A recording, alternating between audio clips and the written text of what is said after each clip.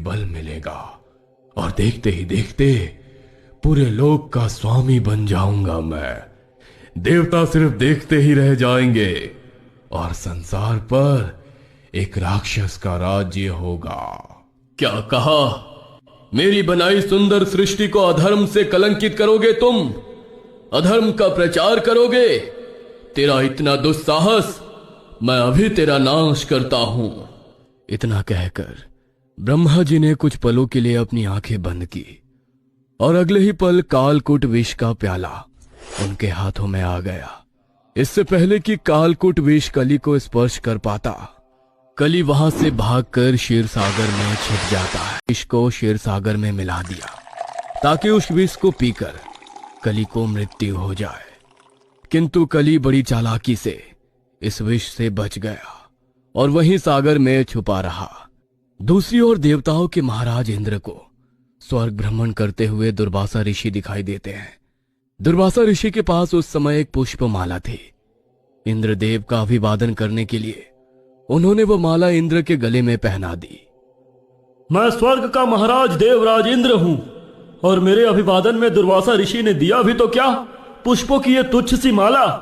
मुझे इस माला की कोई आवश्यकता नहीं। घमंड में चूर होकर इंद्रदेव ने वो माला अपने गले से निकालकर अपने हाथी ऐरावत को पहना देते हैं। जैसे ही इंद्रदेव वो माला ऐरावत के गले में डालते हैं, वो उस माला को अपने गले से निकालकर जमीन में गिरा देता है और अपने पैरों के नीचे कुचल देता है।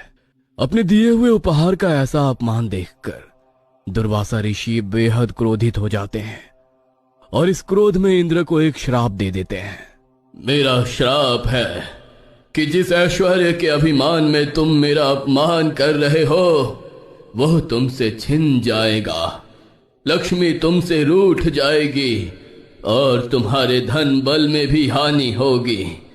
तुम्हारे स्वर्ग लोक में त्राही त्राही मचेगी और तब तुम्हें एहसास होगा कि ऋषि के श्राप का क्या अर्थ होता है।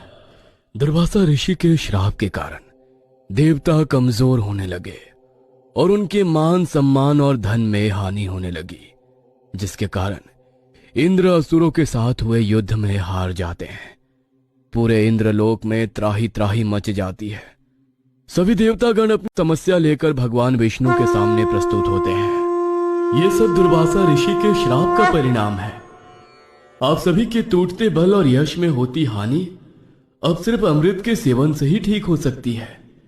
किंतु अमृत पाने के लिए सबसे पहले आपको समुद्र मंथन करना होगा। समुद्र मंथन के बाद जो अमृत निकलेगा, उसी से आप सभी की शक्तियां वापस आ सकेंगे। भगवान विष्णु से उपाय सुनने के बाद सभी देवता जाकर समुद्र मंथन करने लगते हैं, किंतु उनकी शक्तियां इतनी कम हो चुकी थी कि अकेले समुद्र मंथन कर पाना उनके लिए संभव ही नहीं था। ऐसे में देवताओं ने असुरों के राजा बलि से मदद मांगी। ठीक है, असुर सेना मदद करने के लिए तैयार है, किंतु हमारी एक शर्त है। समुद्र से निकलने वाले अमृत में आधा हिस्सा असुरों को दिया जाएगा। हालांकि इंद्रदेव अमृत को हमारी एक शर्त है, समुद्र से निकलने वाले अमृत में आधा हिस्सा असुरों को दिया जाएगा। हालांकि इंद्रदेव अमृत को किसी भी हालत में असुरों के साथ बांटना नहीं चाहते थे, किंतु इस समय उनके पास कोई और चारा भी नहीं था।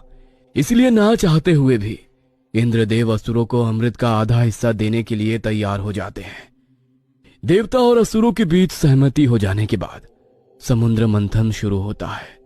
क्षीरसागर में ब्रह्मा जी से बचने के लिए छिपा हुआ राक्षस कली जब असुरों को समुद्र मंथन करते हुए देखता है, तो वो भी आकर असुरों के साथ समुद्र मंथन में भाग ले लेता है।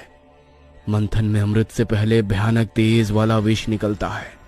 उस विष का पान करना राक्षस या देवता किसी के भी वश में नहीं था, क्योंकि वो ब्रह्मा जी का कली के लिए छोड़ा गया कालाकुट विष था।